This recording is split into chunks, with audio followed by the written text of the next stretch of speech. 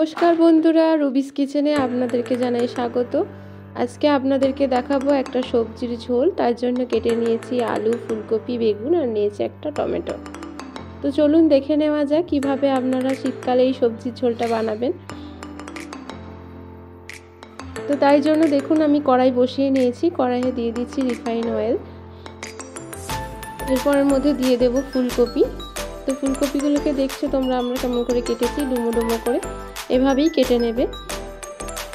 এই ঝোলটার ক্ষেত্রে সবজিগুলো একটু বড় বড় করে কাটলে খেতে বেশি ভালো লাগে। তো তোমরা এভাবে বড় বড় করেই সবজিগুলোকে কাটবে।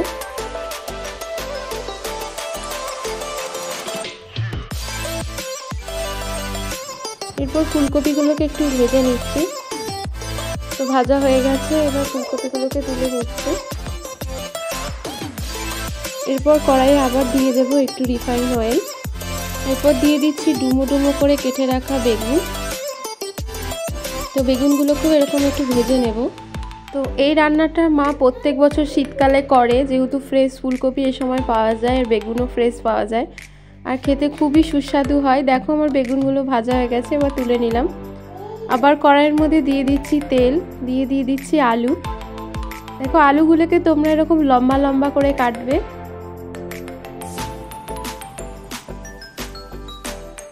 তো আলুগুলোকে একইভাবে আমরা ভেজে নিচ্ছি হালকা করে। দেখো আলু মোটামুটি ভাজা হয়ে গেছে, আলুগুলোকে এবার তুলে নিলাম।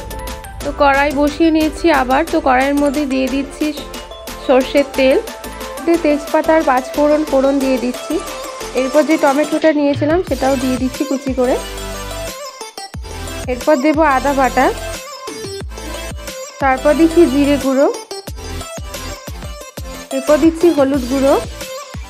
তো দেখো এই রান্নাটায় কোনো পেঁয়াজ রসুন দিচ্ছি না, শুধু আদা বাটা দিয়ে সুন্দর একটা ঝোল বানাবো। তো দেখো আমার মশলাটা একটু লেগে যাচ্ছিলো, সে কারণে একটু নেড়ে নিলাম।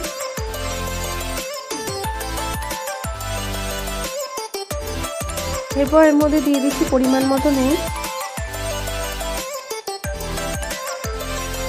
তো মশলাটা ধরে যাচ্ছে, সে কারণে দিয়ে দিচ্ছি সামান্য একটু জল।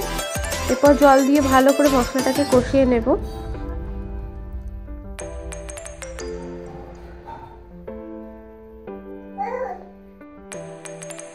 তো মশলা প্রায় কষিয়ে এসেছে। এরপর আলুগুলো সব দিয়ে দিচ্ছি।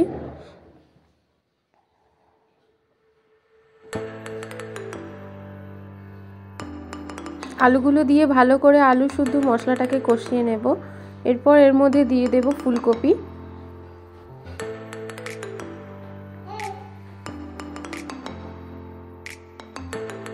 তো সব কিছু দিয়েই মশলাটাকে ভালো করে কষিয়ে নিচ্ছি। এখন বেগুনটা দেব না, কারণ বেগুনটা তাহলে ঘেটে যাবে একদম।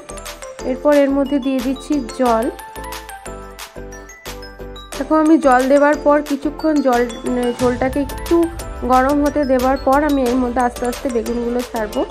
তো তোমরাও এভাবে বেগুনগুলো ছাড়বে, নাহলে বেগুনগুলো সেদ্ধ হবে না, শক্ত হয়ে থাকবে। এরপর ঢেকে দেব। তো ঢেকে দিলাম।